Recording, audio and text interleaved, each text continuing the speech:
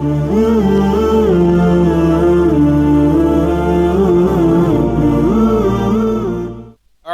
بالله من الشيطان الرجيم. بسم الله الرحمن الرحيم. سبح اسم ربك الأعلى الذي خلق فسوى والذي قدر فهدى والذي أخرج المرعى وجعله غثاء أحوى سنقرئك فلا تنسى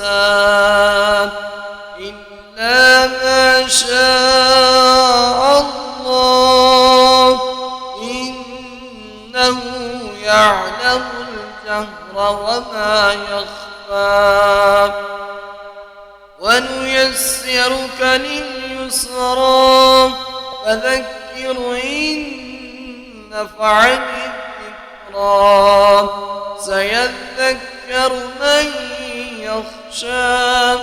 ويتجنبها الأشقى الذي يصلى النار الكبرى